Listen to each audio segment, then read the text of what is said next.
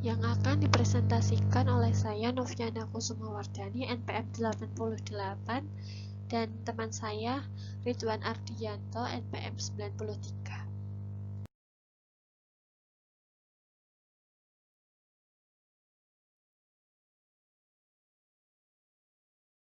Definisi 6.2. Suatu himpunan S tidak sama dengan himpunan tak kosong dan operasi bundaran yang dinotasikan dengan S, bundaran disebut grup jika memenuhi aksioma-aksioma berikut. 1.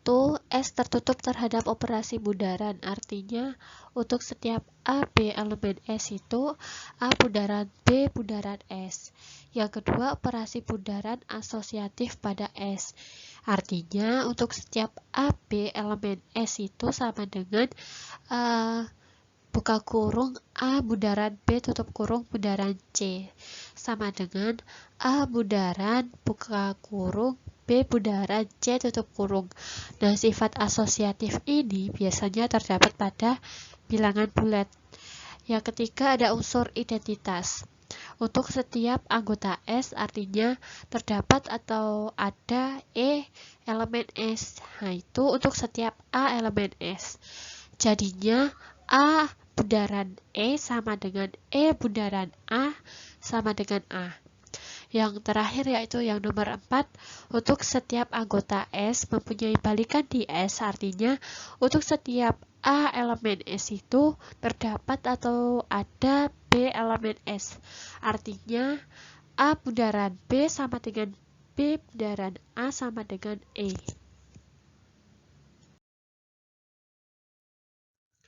Baik, kita dapat menyatakan bahwa himpunan transformasi dengan operasi komposisi itu adalah suatu grup yang disebut grup isometri. Contoh, misalkan S adalah himpunan transformasi, dan bundaran adalah operasi komposisi. Apakah S, bundaran merupakan grup? Kita dapat membuktikannya atau mengeceknya dengan menggunakan teorema-teorema yang telah kita bahas pada materi sebelumnya. Yang pertama, aksioma 1. Ambil T1 dan T2 di S.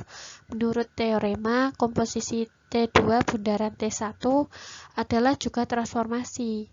Oleh karena itu, T2 bundaran T1 elemen dari S.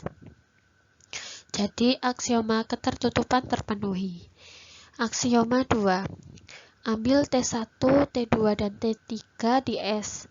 Menurut teorema, komposisi transformasi bersifat asosiatif, yaitu buka kurung T1 bundaran T2 tutup kurung bundaran T3 sama dengan T1 bundaran buka kurung T2 bundaran T3 tutup kurung.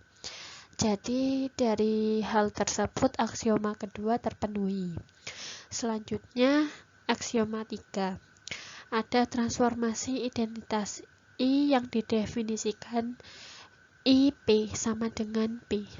Untuk setiap P elemen V, jelas I elemen S. Dengan demikian, untuk setiap transformasi I elemen S berlaku T bundaran I sama dengan I bundaran T sama dengan T menurut teorema.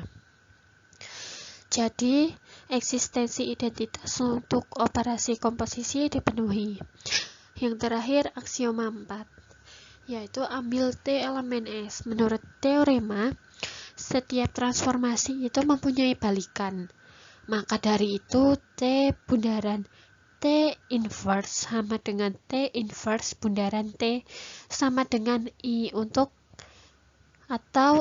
setiap T elemen S terdapat ada inverse elemen S sehingga T bundaran inverse sama dengan inverse bundaran T sama dengan I. Jadi eksistensi balikannya itu terpenuhi. Nah, kita telah membuktikan 4 aksioma tersebut tadi, di mana keempat aksioma tersebut itu terpenuhi. Maka kita dapat menyatakan bahwa S, bundaran itu adalah grup. Dan grup S, bundaran disebut pula grup transformasi sebab S merupakan transformasi. Berikut akan diperlihatkan grup yang himpunannya merupakan himpunan bagian dari S. Misal kita bentuk himpunan C sama dengan mu T, I. Kita tahu bahwa pencerminan terhadap garis T yang dinotasikan dengan mu T merupakan transformasi menurut teorema. Pemetaan identitas I juga didefinisikan IP sama dengan B untuk setiap P di bidang, merupakan transformasi menurut teorema. Jadi, C sama dengan mu T, I merupakan himpunan bagian dari S. Jadi, dapat ditulis C himpunan bagian dari S akan diperiksa bahwa C mu T, I terhadap operasi komposisi bundaran yang dinotasikan C, bundaran merupakan grup. Aksioma 1. Menurut teorema, mu T bundaran mu T sama dengan I karena pencerminan involusi.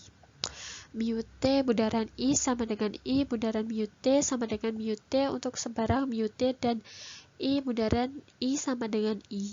Dengan demikian, komposisi dua unsur sembarang di C adalah juga di C. Jadi, aksioma ketertutupan dipenuhi. Selanjutnya, aksioma 2. Karena mu T dan I transformasi, maka komposisinya pasti bersifat asosiatif menurut teorema. Jadi aksioma 2 itu terpenuhi. Selanjutnya masuk ke aksioma 3. Jelas I merupakan netral atau identitas untuk operasi komposisi di C. Sebab untuk setiap X elemen C berlaku XI sama dengan IX sama dengan X menurut teorema. Jadi aksioma 3 ini terpenuhi. Yang selanjutnya itu aksioma 4.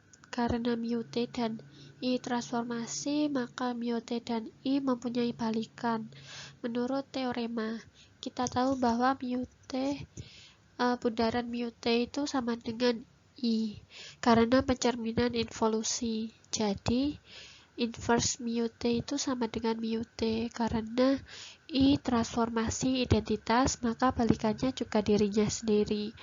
Dengan demikian, untuk setiap X elemen C terdapat atau ada Y elemen S, sehingga XY sama dengan YX sama dengan I.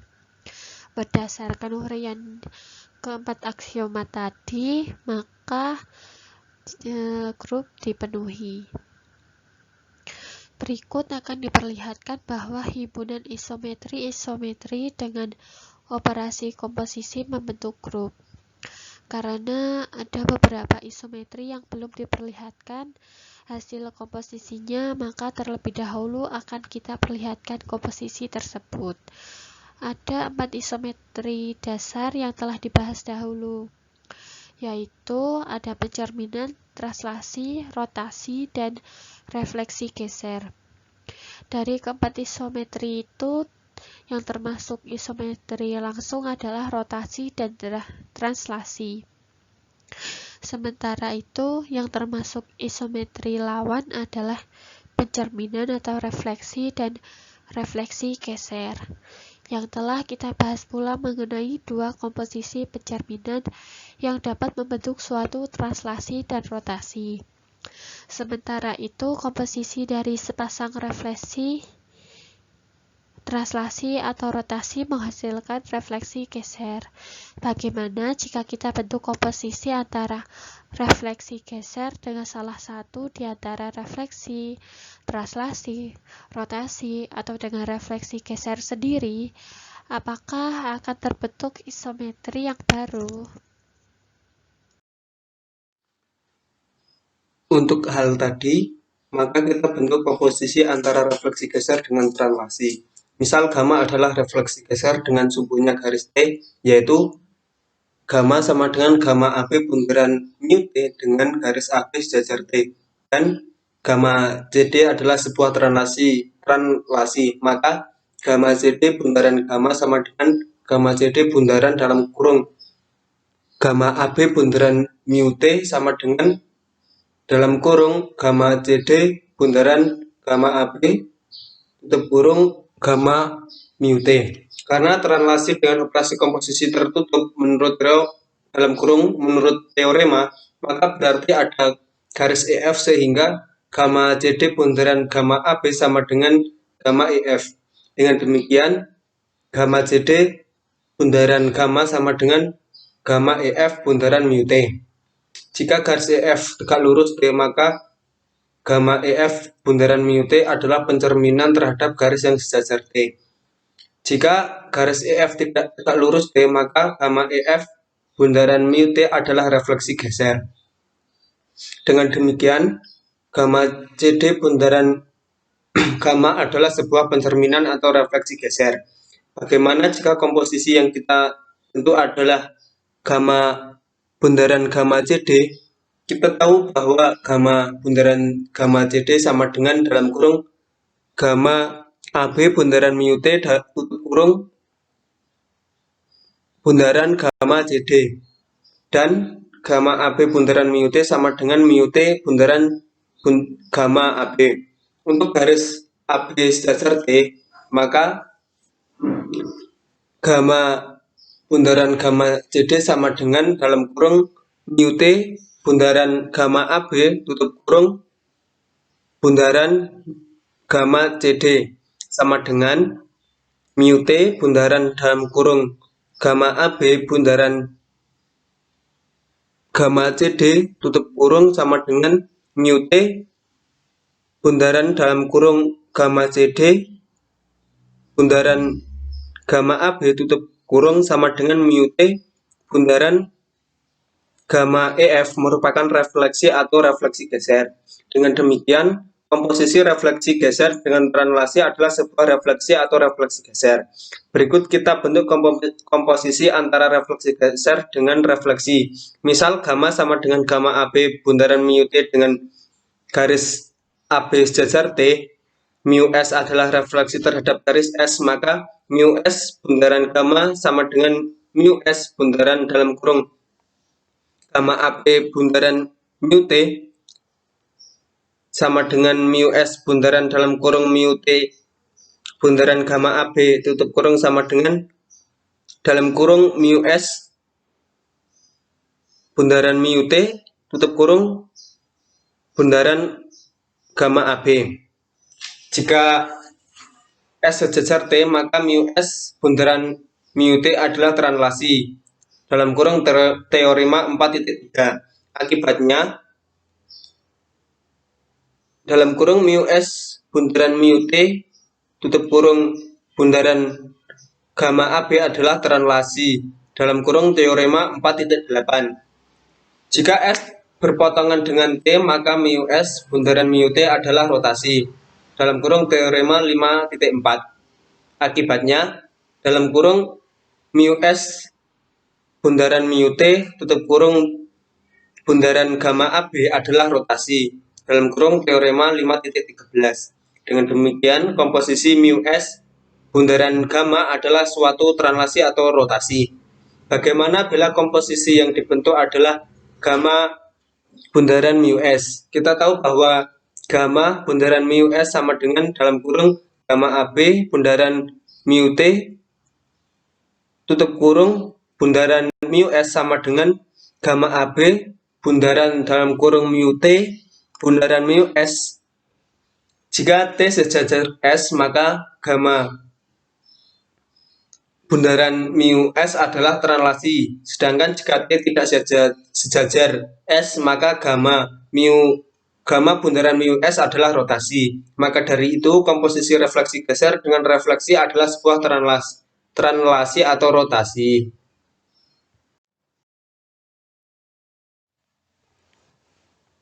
Kita bentuk komposisi antara refleksi geser gamma dengan gamma AB bundaran mu T dengan garis AB sejajar T dan rotasi ρ A, rotasi. Kita tahu bahwa gamma bundaran ρ A, rotasi sama dengan dalam kurung gamma AB bundaran mu T tutup kurung bundaran ρ A, rotasi sama dengan dalam kurung mu T bundaran gamma AB tutup kurung bundaran ρ A, rotasi sama dengan mu T bundaran dalam kurung gamma AB bundaran ρ A, rotasi tutup kurung sama dengan mu T bundaran ρ A, rotasi.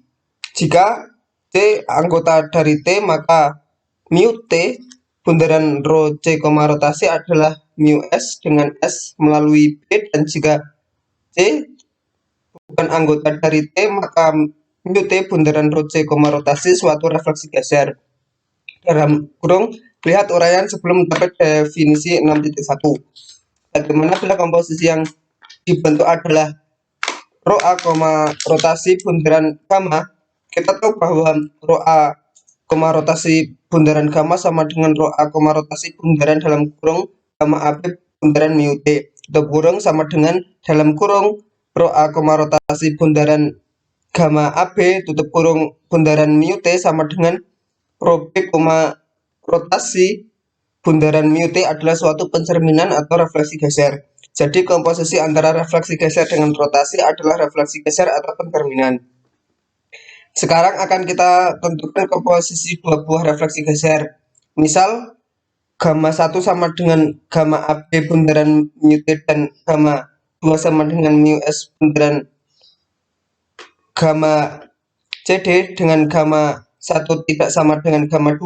Kita tahu bahwa gamma 1 bundaran gamma 2 sama dengan dalam kurung gamma AB bundaran mu T tutup kurung bundaran dalam kurung mu S bundaran gamma CD tutup kurung sama dengan gamma AB bundaran dalam kurung mu T bundaran mu S tutup kurung bundaran gamma CD. Jika T sejajar S, maka mu T bundaran mu S adalah terrelasi, sehingga gamma AB bundaran dalam kurung mu T bundaran mu S tutup kurung bundaran gamma CD adalah sebuah terrelasi. Jadi gamma 1 bundaran gamma 2 adalah terrelasi. Sedangkan jika T tidak sejajar S, maka mu T bundaran mu S adalah rotasi, sehingga gamma AB bundaran dalam kurung mu T bundaran mu S tutup kurung adalah sebuah rotasi. Misal gamma AB bundaran dalam kurung mu T bundaran mu S tutup kurung sama dengan rho E, rotasi, maka gamma 1 bundaran gamma 2 sama dengan rho E, rotasi bundaran gamma CD adalah sebuah rotasi. Jadi komposisi dua refleksi geser adalah sebuah terrelasi dan rotasi. Kesimpulan dari hal yang telah dibahas di atas dapat Anda lihat dan pelajari pada tabel berikut.